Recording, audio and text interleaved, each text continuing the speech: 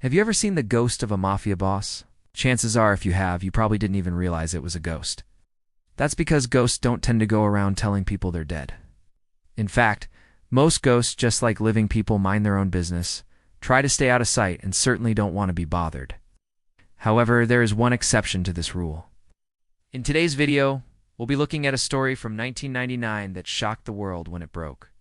The ghost of a mafia don was seen at the same table as his killers. Here's the disturbing story of the ghost of Paul Castellano. Paul Castellano was a powerful mafia boss who ruled with an iron fist. He was born in Brooklyn, New York, but moved to Queens as a child. He grew up around the crime family known as the Bonanno crime family, and eventually became part of the group himself. After a series of unfortunate events for the other crime bosses, Castellano found himself in charge of not only the Bonanno family, but all 5 families of La Cosa Nostra, or Our Thing, which is Italian for Our Thing. When he took over, the organization was in shambles.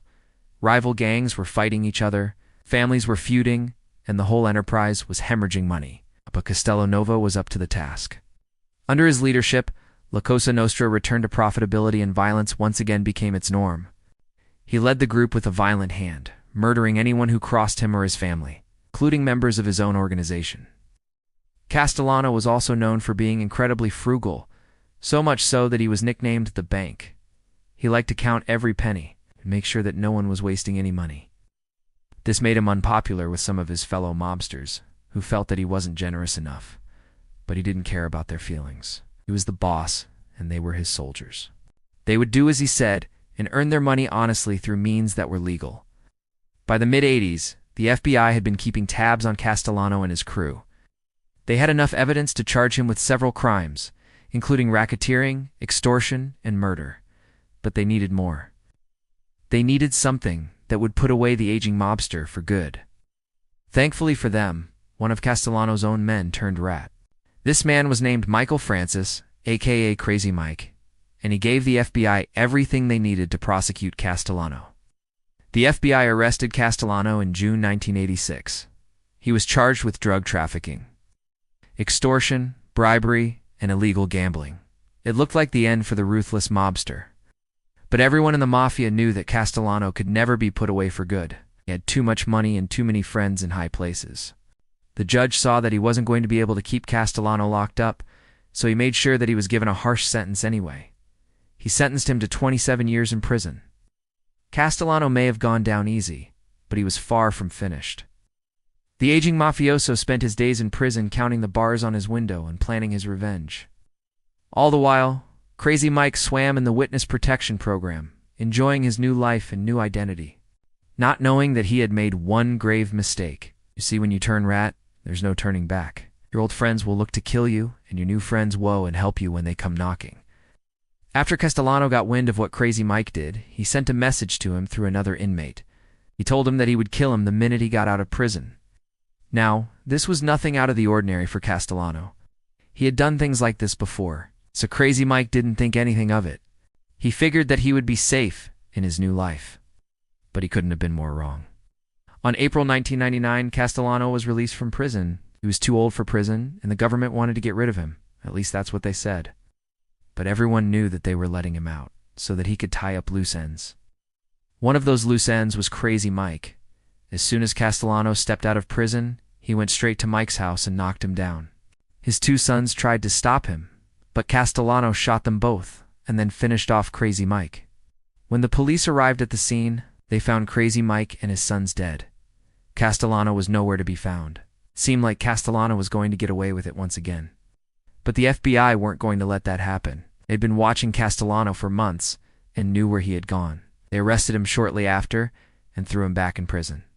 But this time, they added extra security measures, just in case. The people of Staten Island were happy to see Castellano behind bars once again, but they were still scared of him.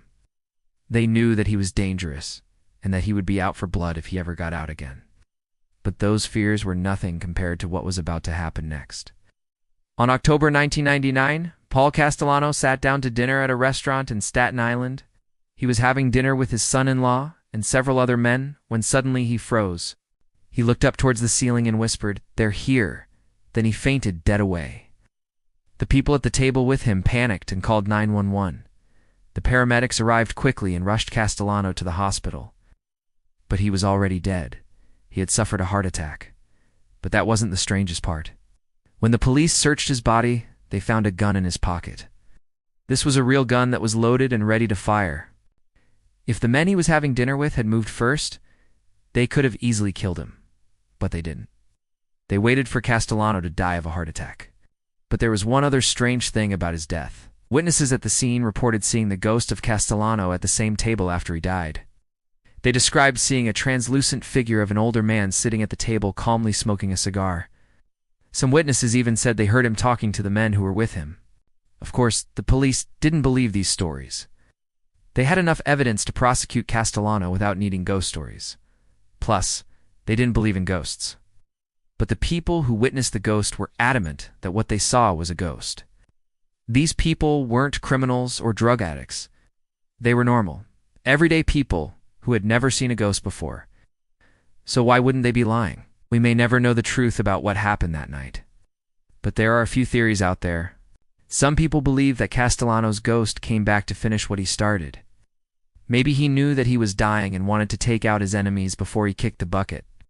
Others say that Castellano's ghost was simply haunting the place where he died.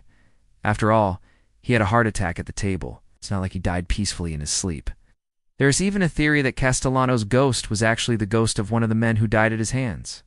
Crazy Mike or one of the Castellano brothers could have been haunting the restaurant seeking revenge. But the strangest theory of all is that Castellano's ghost came back to warn the men he was having dinner with. Maybe he knew that they were in danger and wanted to give them a heads up.